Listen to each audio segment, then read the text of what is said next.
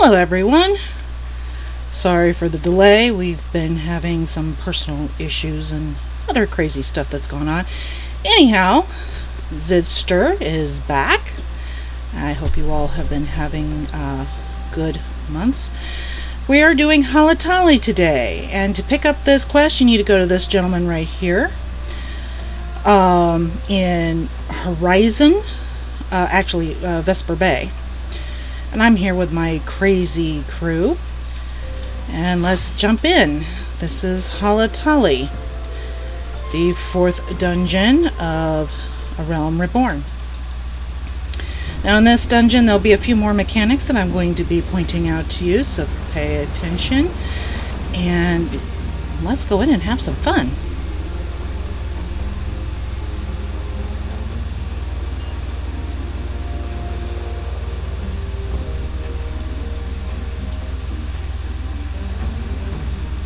Now with me today is my free company, the Tempests, Rosemine and Emily, as well as my son, who's also with me. We are all playing together. I'm going as Gunbreaker. And now, in most of these dungeons, you can pull if you want. Again, keep in mind, you will sometimes lose aggro. This dungeon is less likely to have that issue. Again, we are going through making sure we get all the mobs so that we get as much experience out of this as we possibly can for those that are trying to gain levels.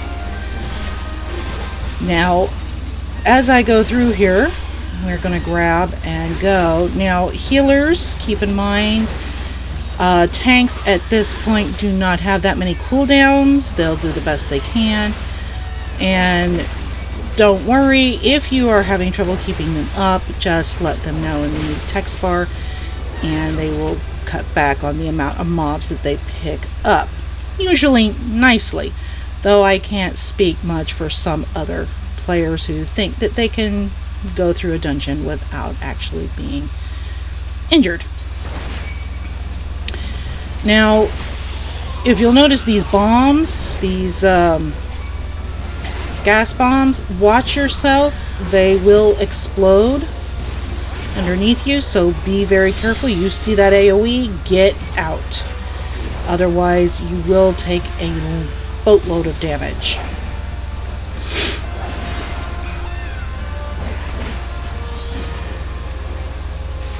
Now, moving on here. There's going to be areas of this dungeon that get very confusing, primarily before the second boss. You'll kind of get a little lost in there. DPS, if you can get attack those bombs directly, please do. Now, in these early dungeons, unfortunately, most DPS do not have a lot of AoEs. Attacks, most of them are the mage ones, summoner, black mage, red mage, and so on. Most melees do not at this point have an AoE, so keep that in mind. This boss is fairly simple. This is a tank and spank. Now, early on when people first started this game, there will be ads that come out and most DPS would go and attack them. However, at this point in the game, irregardless of whether or not you just started or you are a veteran of the game, you can ignore the mobs that come out. They're usually coming out at the right hand side. You'll see them coming out on the right hand side there. They're like these little fiery ball things. They go towards the shall we say bonfire in the middle of the arena. Usually if they hit the bonfire, usually it does a boatload of damage raid wise, but considering we just killed the boss just as they started to go through, it doesn't matter. Now you'll go in there, touch the fire. Don't do that in real life, but anyway, you touch the fire, you get teleported to a new area. Now this area has these chain winches. I highly recommend that a DPS go out and grab the chain winches,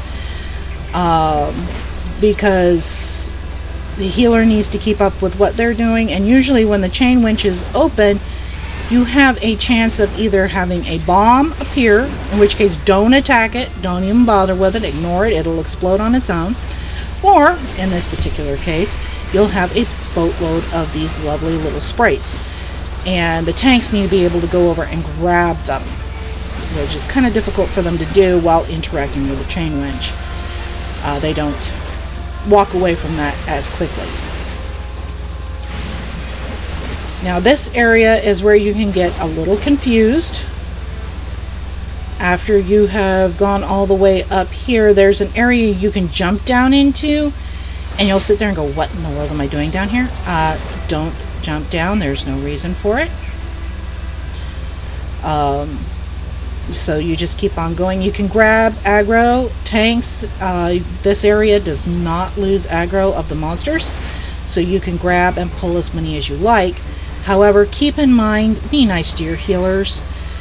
They can only handle so much given the low level of the dungeon.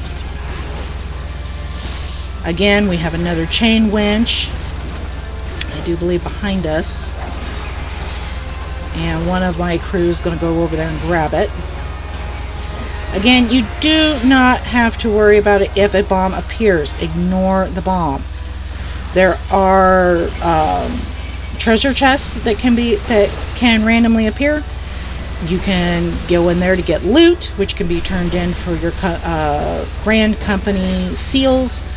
You can disassemble them for items, or you can use them for good glamour, or if you are that low, use them to upgrade your current gear set. There's not really anything that I can say to go for first in these mobs. If you'll notice, Emily Tempest has gone all the way over there to grab a chest. She will be back up here in a minute. And Marianne Melody, my son, who is also, and here I am walking back over there, just to show you that that chest is there. My son, who's in the party with us, he also has a YouTube channel, if you all are interested in more, shall we say, retro vintage games. He also does some for Minecraft and Five Nights at Freddy's, if anyone is interested. It's under Samuel Higgins. He has, I think, this picture from one of the old Final Fantasies as his icon. Anyway, here we go with another winch. Again, this one had sprites. And again, you don't really want to miss getting these sprites, and you definitely don't want to miss the winches. You have to have all the winches to be able to open up the next section of the dungeon. So make sure that you do not miss any as you go through. There'll be another one up on the right. Emily Tempest has gone and gotten it. This one did not have a bomb or sprites. It had a treasure chest, and she grabbed it. Now, when we finish this group of mobs, we're going to be moving on to the next boss. This is boss number 2. And this is where you can get confused. If you look down that way, don't go that way. You'll get lost. Go up this way, so you'll see the little purple line for your boss room. If you go down that other way, fear not, you just get turned around. Now, this boss has some other mechanics to keep in mind. This boss will turn that water that you're standing in electric. Now, he does this twice throughout the battle. Once he's taken down to a certain amount of hit points, he will move off, as he is doing now, and turn the water electrified. Now, I walked over here onto these rocks thinking this was a great idea, thinking I could be closer, but no, you need to be either up on this side or across the way on the other ramp. Otherwise, you still get electrocuted. These mobs, these little lightning sprites will appear. You have to take them out before you can attack the boss again. He will be invulnerable until the electricity stops in the water. Now, like I said, he does this twice. So you'll see us attacking him, and after so many more hits, he will turn around and run for the hills. They're hitting me too hard. Okay. And here's, hey, minions, go take care of them for me. Yeah, not so much, because we're going to take them out. Watch out for AoEs. Healers, heal as you can. I do not believe that the electrical, if the status of the electricity, I do not believe it can be Asuna'd away. So just try to keep everyone healed up as best as possible. Now after this, you can go full on. He will not turn the water electric again. And you can just whack at him. And then you touch the Aether Flow and you go through here. Takes us to the next section of the dungeon. This is the final section. Fairly straightforward. As soon as everybody shows. There we go. And there's Rosemine. Alright. There's one little guy here. You can grab him and run. Now as you come around this corner, you'll see monsters right ahead of you. However, if you look to the left, as soon as my screen turns, there we go. You do not have to grab those monsters over there. You can go to the door to your right and continue on. But again, we want to gain experience. So we walk over here. This brings up this mob and a boatload of others, plus a treasure chest for, again, steals, loot, or glamour, whichever you prefer. Now we take care of these guys, and it unlocks the door that will take us to the final boss. And keep in mind, there are bombs here. Try not to stand in them, and tanks, be wary. The pit pasty, or however you pronounce that, will do big jump attacks and will do a lot of damage. Now we're going to go up to the Lotus door, and now that we have taken out all the mobs here, it should be unlocked. You interact, and there you have it. Final boss is now accessible.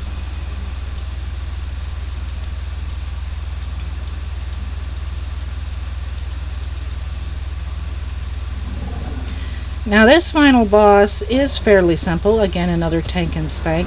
And in the earlier game times, when this game first came out, again, you're going to have some of those little fireballs, and yes, you can attack them. And in the old days, yes, you had to take them out because every time they got close to the boss, it would do large party damage. Nowadays is not that. You can downright ignore them. Now, after this guy gets hit so many times, there's these fire sprites that will appear, and he will become invulnerable. There will be 3 fire sprites that appear one after the other, and you have to take them down before he's vulnerable again. Now, this happens twice, much like with the electrified water. After that is be careful of the AoEs, and also be aware for him, he puts up fire underneath him and you will take damage. And here we go with our second round of the fire sprite mechanic. And as you'll notice, you're seeing some of these little fire sprites appear out of little alcoves where there's a lamp. Again, you do not have to worry about them. You can attack the boss, just burn him down. Or you can attack them if you so wish. You don't get any extra experience from them, though. So we burn him down as best we can. And now his arms are on fire. Now this is where you have to watch out from underneath you. Healers, keep tabs on your tanks because that type of damage will be a lot. And there you have it. That is Halitali, the first side quest dungeon. You do not have to do this dungeon. However, it is something that will have availability of unlocking roulettes and whatnot. So I do recommend doing it. Hopefully, this was something that will be of help to you. And I hope to be back hopefully this next week. Hopefully during the week sometime where I will have a chance to do it. I'm going to try and have a better schedule. But if you like this video, please press the like button and subscribe. I do intend to be doing it a lot more often. I hope you all enjoyed and have a great Eorzean day, and we will see you again in our next video.